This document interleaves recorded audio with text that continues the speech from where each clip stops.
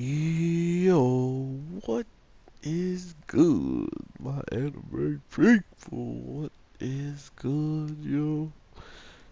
Guys, very gone. I definitely wasn't surprised that people weren't talking about this show as nearly as much as when it first dropped. But to be fair, this, like I've been telling you much before, this story has some very interesting notes. Not only that, it has some very cool characters, but I feel like there's so much more that they can do with this show that I think that's kind of my overall narrative of why I want to see just the ending and I want to see what they actually offer because not only was half of like this battle like super epic and dope, they go into the battle with the guy with the dual wield swords, and even on his ends, it was actually really fun to watch. And that's kind of what my problem with these shows is. They seemingly have what it takes to make the animation the way that I would want to see it the whole time, but at the same time, it almost just feels like they like to take these breaks off of like the animators who are doing the very clean looking animation and stuff like that. They want to give them a break and put in these other not as appealing ones. So maybe that's the case and they're kind of just taking it easy. But at the same time, it definitely hurts the overall viewership of the show. Like I can see people just not feeling good about how some of the stuff looks as of a couple times just within this episode. We go from this beautiful image of the main character's fairy to then seeing it as it disappears and it just doesn't look appealing at all. And I don't know, it sucks to say that because I really do enjoy this story. Um, like the overall uh, camaraderie or just like the overall relationship between the two girls is absolutely phenomenal. You actually kind of feel you can feel what their relationship kind of entails when one of them is trying to get into the relationship and learn more while the other one is trying to pretty much tell her that the relationship is absolutely dead and the person that you knew doesn't exist anymore. So it's one of those things where you're just like, holy crap, they're really going in. And uh, overall, I think a lot of people probably like the blonde girl maybe a little bit more than our main character just because of this week's episode and the couple and maybe like previously of what she's already done. But this week, this blonde girl goes ham. My lord. Not only does she jump in the window to save her homegirl, but she is so ruthless. Like, this man comes out of a burning building that, yes, he was starting to burn himself, so he probably had some type of way of getting out of fire if he's so confident in starting the fire. So I wasn't surprised that he got out of that, but the fire got amplified a lot more by our main character because of her fairy, and because of that, it put him probably in a worse position than he thought he was going to be in.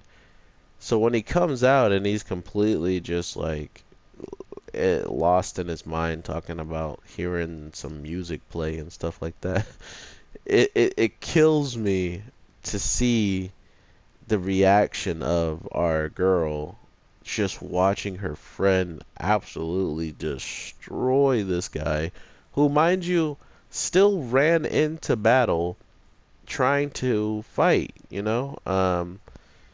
So it didn't really affect me as like, oh my god, I can't believe she killed someone like him. Like, no, like this man came out of the house and as soon as he saw her, he started laughing and was all happy with glee and was rushing in. So to me, it's obvious. It was obvious that that was just where they were going with it.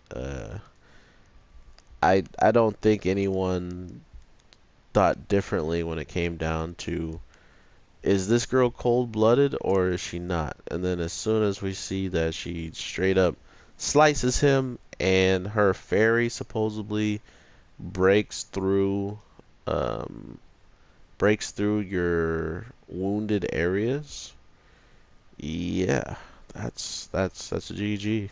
That's that's a rough one. That's a rough like fight to take up. I mean, you got literally any cuts and stuff like that. Seemingly, you could probably she could probably get in and destroy you. So that's now uh one of the more deadlier things I've seen happen in this show, which was pretty cool. I mean, I didn't expect it at the first point, but to think that he was, still going to be actively trying to fight and run in with his supposed his tools of destruction, it really did give me the impression of Hisoka once he was in the hunter exams and he was just like so fatigued and tired that regardless of who showed up, he was just gonna run at him and dice him up. And he just had like that evil kind of laugh about him this week when he did that. So I don't know. I'm pretty confident in where the story can go. Not to mention how many episodes have been already announced for this show. It gives me that much more feeling that they can't. Well, I can't. I'm not gonna say they can't, but they shouldn't fail hard when you can take your time, flush out some things that might seem like it needs more attention to than others, and then give us back to where the good stuff is. Um, what we hear about Val and how her story kind of began after the separation of her and her friend, she pretty much learned who was responsible. I think she already saw who was responsible back at the village and just remembered them as a kid, wound up pushing forward, and then boom, you got someone who's, uh, you know, left alive from something that you called a massacre, and you had one survivor left that knows what you did and who you did it to.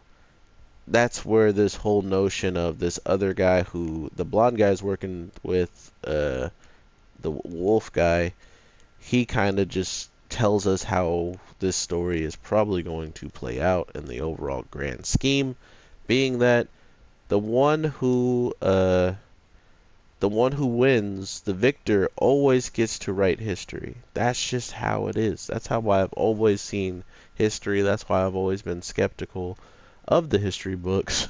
Is why wasn't I hearing from the loser side? Like, the people who passed away, they don't have anything to say in these books. I'm not learning anything that they wanted to pass down. So yeah, I don't know. It's it's a very interesting steep slope when authors and stuff kind of start getting into history and getting into how they feel about certain political things. But at the same time, it should go to and be no one surprised that these people do have their feelings about these things. Like, not everybody is a robot and has the same exact feeling about everything. So when people are like, "Oh my God, I didn't think anyone would have that opinion," like, really? Like, you really didn't think there are people out there that would have a separate mind and a separate thought process than you? Yeah. Wow, that's very interesting of you to say.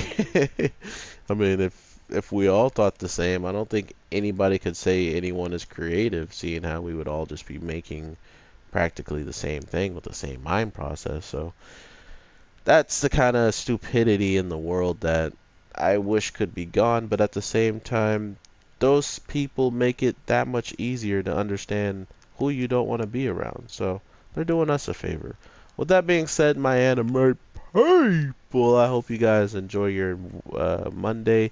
It's a new week. I will definitely be talking to you guys either later tonight or tomorrow for sure. So with all that being said, I hope you guys have an amazing day, night, evening, whatever the case may be.